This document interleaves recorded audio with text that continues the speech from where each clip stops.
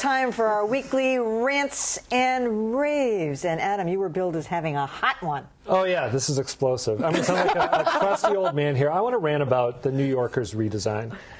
Perhaps like the rest of you, I subscribe to the New Yorker, eagerly await its arrival in my mailbox. And they've tried to jazz up the magazine by playing with the font a little bit, playing with the layout a little bit. There's more bold text. Let's see it. Do you have a before and after here or no? You know, I'm not sure if we had one, but it was a little tough to see. It's so subtle when you're looking at the entire page. But if you're an avid reader, you can't miss it. It's like they're trying to bring the sensibility of their website to the print publication in the same way that the New York Times Magazine tried to do that with the redesign. And I don't want that. With a publication like the New York, I want it to be fusty and the same way it's been for 50 years.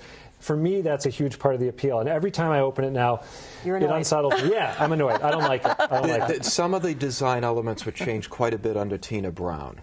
You're just a young fogey, Adam. All right, Margie, what have you got? Well, I don't follow Miss America that closely usually, but I've noticed that the appointment of the selection of the new Miss America for 2014, she's an American. Her family's from India. She looks Indian. And the reporting of this, and she's a gorgeous-looking woman. She looks like a fine Miss America. The reporting of this is all about the racist tweets that followed her selection. You know, people were saying that she was an Arab, that she was black, she was this, she wasn't an American, all these kinds of things.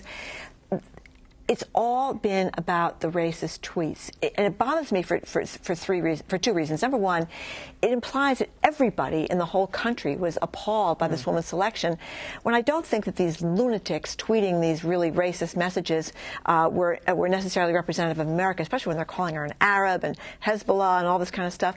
And number two, it gives such power to these little trolls that are in their basement sending out these absolutely obnoxious tweets. And the Miss America herself, whose whole platform is diversity, has been incredibly gracious, but every interview that she's been on has been all about the racist tweets, and it's just sort of sad that we in the media gave them that much power.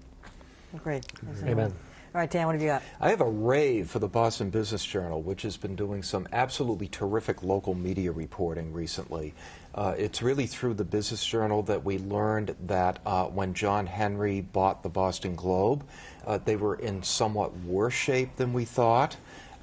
We've learned that he's very likely to sell the property, as were the other potential buyers. That the deal will close on October 15th, and that he and his wife have been spending a lot of time in the newsroom. Great stuff. I mean, it's wonderful. And good fodder for your book, I understand you're writing, right? That's right, absolutely. And they've also done some terrific reporting on this incredibly convoluted planned bankruptcy that Gatehouse Media is going to go through, and how this is going to affect the purchase of some additional papers by an investment firm that's somehow connected to Gatehouse. It's way too complicated to explain, but they've done a great job of explaining it. I agree. They are an underappreciated newspaper. I was just reading it today. Great profile of John DeVillers, who used to be the EPA guy here. Oh, yeah. Another friend of mine was profiled in there. It's a great paper. All right, Callie.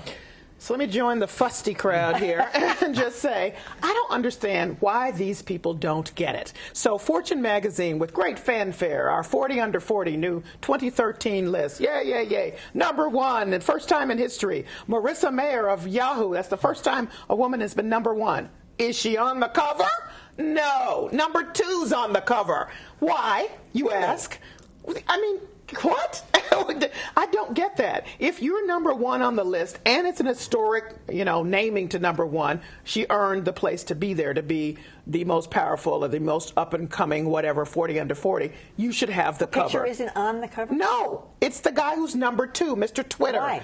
Because they're stupid. That's why. That's why I'm bringing it up.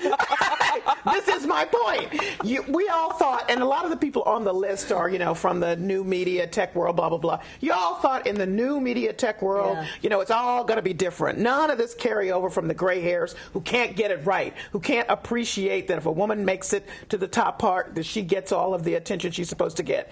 Well, hello, here we go. She's number one on the list, first time ever in the history of the magazine and of doing that list, and she's not on the cover. Yeah, my jaw's dropping too. It's the way we put that graphic up. It made it look like she was sharing the cover. No, she's not. That would be even worse. Yeah. But let me just say, and what makes it really bad is that the assistant managing editor is a woman, and she's been the woman running out touting, you know, the new list and how great it is to have a history being made with the woman being number one. Really? Who's in the room when people make these decisions? I'm going to do mine quickly. I really want to jump on calendars, but I have I guess it's basically a rave for Congress, which is trying to put together a shield law for reporters, and at the same time trying to define reporters. Now that's, you know, mucky waters and all that, but Dianne Feinstein is essentially trying to eliminate people like Wikipedia, Julian Assange, and Edward Snowden. So those are the people they're trying to weed out. People just wholesale, you know, like print other people's material. So we'll make the cut. We'll make the cut. Well, good. Most bloggers and Twitters will too. But would an enterprising young responsible blogger who set up shop and was doing great work and wasn't being paid make the cut? Possibly. Yeah, okay. Possibly. All right, that is it for Beat the Press. Give us your take. Should the media be more skeptical when it comes to stories like Glenn James? Give us your feedback at beatthepress.org. Monday on Greater Boston, it's the eve of Boston's preliminary election. Former City Councilor Larry DeCara tells us the keys to winning. Plus, 4 centuries in the making, Jared Bowen takes us to an unprecedented exhibit of furniture made right here in Massachusetts. That and more Monday. For all of us, I'm Emily Rooney. Thanks for watching.